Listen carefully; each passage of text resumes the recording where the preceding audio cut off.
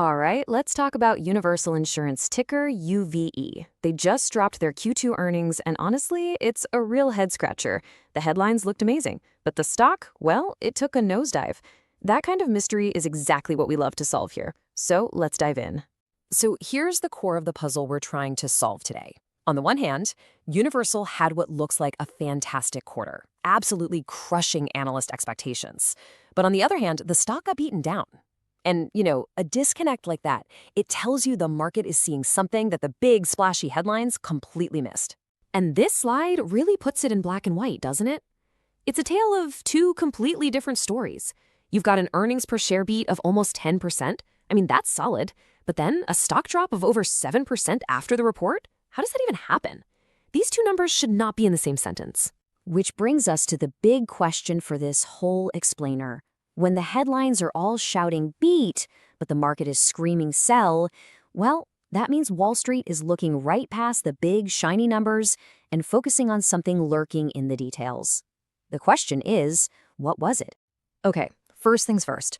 Before we get to the plot twist, let's just establish how good the good news really was. To really get why the market's reaction was so shocking, you have to appreciate just how strong these headline numbers were. Let's start with the bottom line. I mean, wow. Adjusted EPS came in at $1.23. The consensus on the street was looking for $1.12. That's not just a beat, that's a clean, solid beat on profitability, a great first signal. And it wasn't a one-trick pony either. The top-line revenue was also a monster beat, over $400 million. That's more than 11% above what everyone was expecting. So now you've got strong earnings on top of really strong revenue growth, which, just makes that stock drop even more bizarre. And check this out, a look at their efficiency. An adjusted return on equity of nearly 30% is, well, it's incredibly strong. It basically means the company is firing on all cylinders, generating almost 30 cents in profit for every single dollar of shareholder equity. That's the sign of a very, very healthy operation at its core. And it looks like the growth engine is humming right along.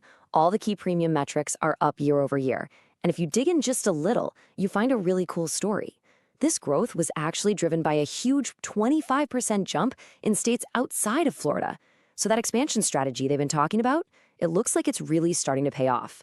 So with numbers like these, you'd expect management to sound pretty confident on their call, right? And you'd be right. They were. Let's take a look at how they're framing their performance and, more importantly, their strategy from here. You gotta love this quote from the CEO, Steve Donahy. You've got new competitors piling into the Florida market, and his message is crystal clear. We are not getting into a price war. He's basically saying their secret weapon, their competitive moat, is that deep local knowledge and disciplined underwriting, not just chasing growth for growth's sake. And they're putting their money where their mouth is. This confidence is backed up by a seriously strong balance sheet.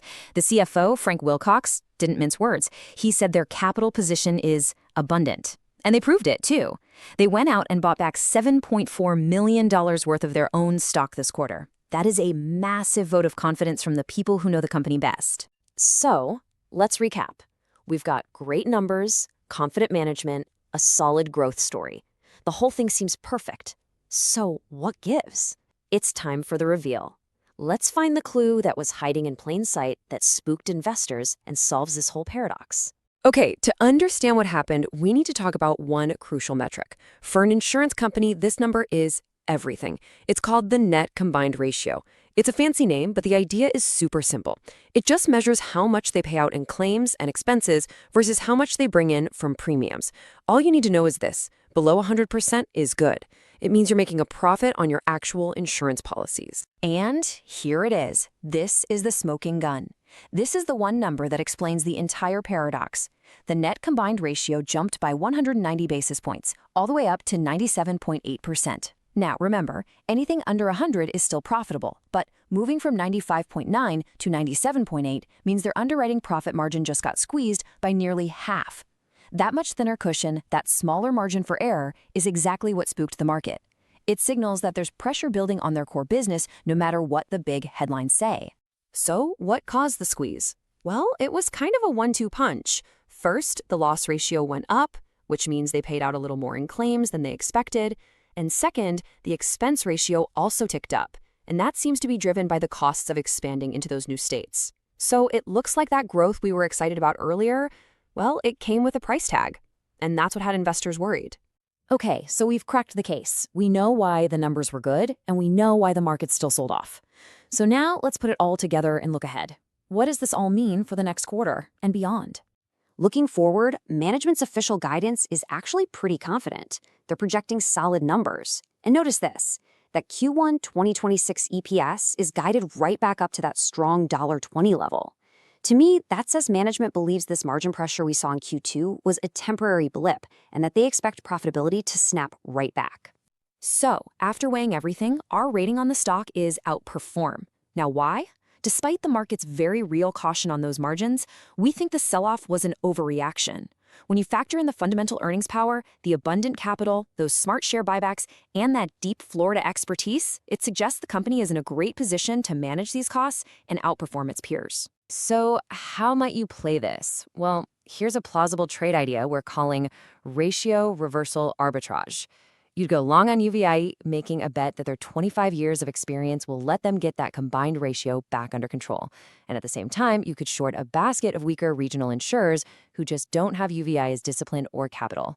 The thesis is that UVE's disciplined approach leads to them getting rewarded by the market way faster than their peers. It really all boils down to one big question. Does experience matter more than anything else right now? And as always, a final and very important reminder. This explainer is for informational purposes only. It is not financial advice. You should always conduct your own research.